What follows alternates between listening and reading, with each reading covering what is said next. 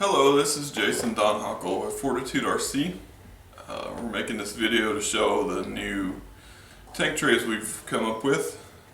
What they do is it mounts two of the Fourtitude fuel tanks, or a fuel tank and a smoke tank, just about any combination you want to come up with. But what it is this very simple laser cut tray. You can see it ties them together. Nice one single package, and then you just drop it in your airplane. The bottom of it bolts into the tray that your fuel tank normally sits on. This makes it very easy, and it's also extremely rigid there. The tanks can't move at all. So this video, what we're going to show you is taking this, the kit, and turning it into this. Okay, there are a couple items you need to put this together. First is some fine grit sandpaper. This is 180, 220, somewhere in there will work fine. A hobby knife, make sure it's pretty sharp to cut the pieces out. Most of them fall out, but there'll be a little edge. And then obviously glue to put it together. This is fairly porous plywood, so thin CA works really well, and wicking in there to glue it together, and then go back with some thick CA all around the joints to finish it off. You can use epoxy if you're absolutely dead set on it, but it just adds weight that you don't need. So the first step is to obviously get it out of the bag, but you want to save the bag because you build it on the bag so the glue doesn't glue it to the table. And then go ahead and knock out the parts. If you just kind of rotate them a little bit, they'll push out fairly easy. These pieces here you want to save, because we're going to use that to make sure the parts are square when you put it together. You only need one, but they're handy little squares. On the side pieces, these long narrow pieces, you have to take a knife and cut through. There's two spots that keep the part from falling out of the tray, or the original piece of wood. Just work your way out nice and easy, because you can't break these if you're not careful. See, the wood's coming apart on this one. Be sure and do that to get all the parts out. The small skinny ones are the ones that you got to be really careful. The bigger pieces come out fairly easy. Now that you got the parts out, you want to knock. There's two spots that are absolutely critical to knock down. These tabs inside the holes, because that's where the cap of the bottle goes in. Just take your sandpaper real easily and knock that little tab off. There's one on the top and bottom on both sides. And then also anywhere that the wood touches together, like this piece goes in here. If that notch is too tall, it'll actually hold it up off the piece, so you want to knock those down too. Which each end has them, so the front and the back needs to be done. Also, you want to make sure you do your square, so it's not got a little burr on it holding the piece crooked. Now I have all the parts prepped. You got the burrs knocked off to make sure it sits flat. One thing you might be wondering is if you're going to get the parts on backwards, everything is keyed with their own tabs, so you can't mix them up. Just make sure that the side rails, this end has got a bigger tab on it than the back, so it only fits one way. So we start with the front piece. Just sit it down in there.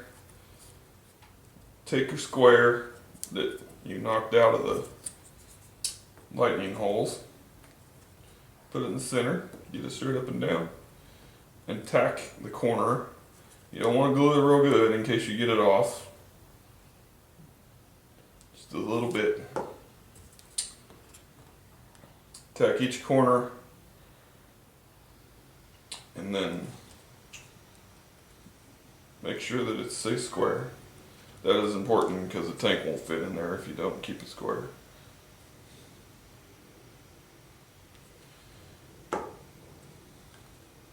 One thing that a lot of people like to use accelerator with CA on plywood, if you let it just set up by itself, it'll be a lot stronger because it wicks in deeper into the wood. So you do that, and then you repeat the same thing for the end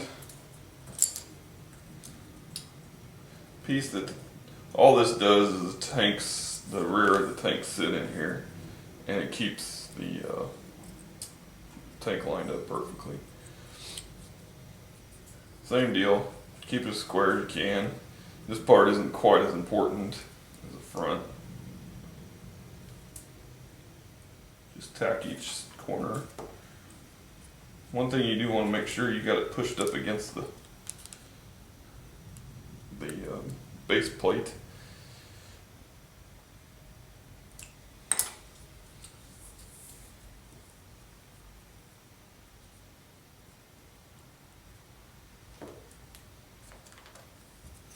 If you get a little extra glue on there, you can use your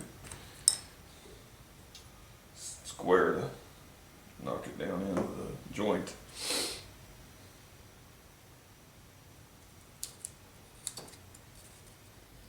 So that gets us the base started, just tacked. Now we put the side pieces on. If you look, there's a slot right here that goes to the back. That's where the Velcro goes underneath to hold your tanks on. This piece takes a little bit of, sometimes you have to angle it in there because it slides into the front too. You don't need to square on this. The parts actually line themselves up. So just put it flat on the table and make sure it's up against the front piece and the base plate, and you're good.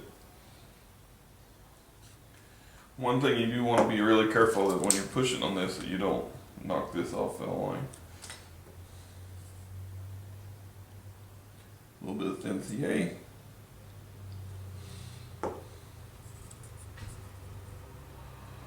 Let that set, and then repeat all the way. Okay, I've got all the parts tacked together. I've checked to make sure everything's nice and flush, so it all is lined up properly. You don't want to see any gaps. Everything's got to be put together where all the parts are touching. If it's not, you've got something misaligned. And since we haven't seriously glued it, you can break it loose and try again. But that's very important, is to make sure the seams on the bottom are nice and flush. And then once I get it to this point, I will run thin CA all the way around the inside of it to glue it, to really lock it together. I've got the entire inside perimeter glued with thin CA. Now we flip it over, and this one you can see where the glue went through, but you want to put thin CA on each one of these tabs, just on the back side, to help penetrate both sides of the tabs. That one's already been. You can really, this is where you can tell that the glue really wicks in there. Once you get that done, contrary to popular belief, you actually can just leave it like this. It'll be plenty strong enough. But for peace of mind, if you want to, take thick CA and run a bead all the way around the perimeter, but be special careful not to fill in this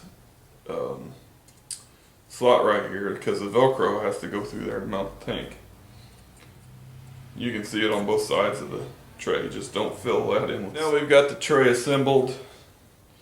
The glue has been applied all the way around. I put thin CA on the tabs on the bottom, like mentioned earlier, and also on the front and back end, and lock it together. Like before you go to mount your tank, you need to knock these. There's a hole pattern. Those holes are just a basic idea of where to put the screws to mount it in your airplane. Most of the time they just fall out. Sometimes you gotta knock them out with a foot. knife. So, now you got the tray made. You want to mount this into your airplane with at least a screw on each corner.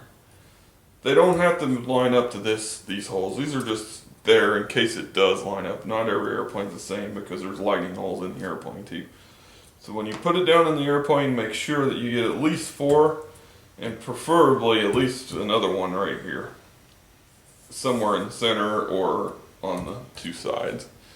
Because fuel, when you take, this is a 16-ounce tray, you take put 32 ounces of fluid in there, it's heavy. So it's got to be bolted in well. So get it bolted in your airplane, and then you're going to want to take the pieces of foam that come with the tanks. You can leave one piece full size. I had to cut this one down on the end. And then on the 16-ounce tray, which is what we have here, you're going to have to take scissors and make this narrower to get it all to fit in there. But you want that foam to fit down in there nice and snug.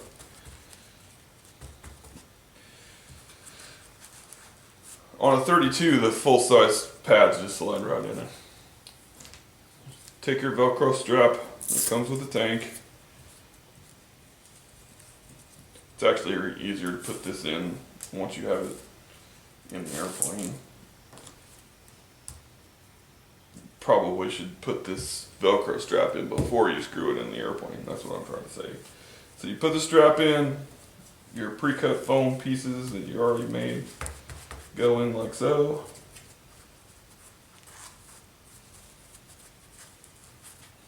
Get them nice and even.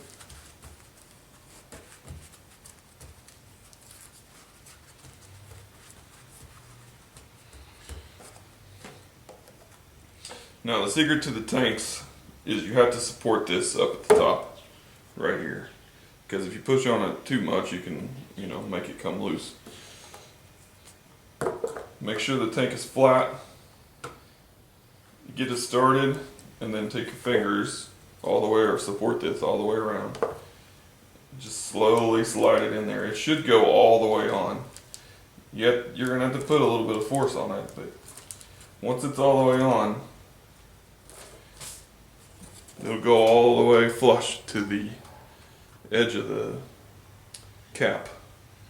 You'll still be able to see a slight white ring, but it is definitely press fit in there. Make sure that on the end the tank is square to the bottom of the mount. Otherwise, if you get it in there twisted, they won't fit. Yeah, you won't notice it right now, but when you put the second one in, you will. So get it flat, same deal. Get it started, keep it flat, support this all the way around with your fingers, and just slowly slide it in there until it goes up against that rim. You can do this it's actually easier in the airplane. When this is mounted down, you just take your fingers down through the canopy and it goes right like that. When you have it square, you can tell because the tanks don't have any gap in between them. They'll be right next to each other. Take the Velcro strap. You don't have to tie it very tight. Just put a little bit of pressure. Plumb it. You're ready to go.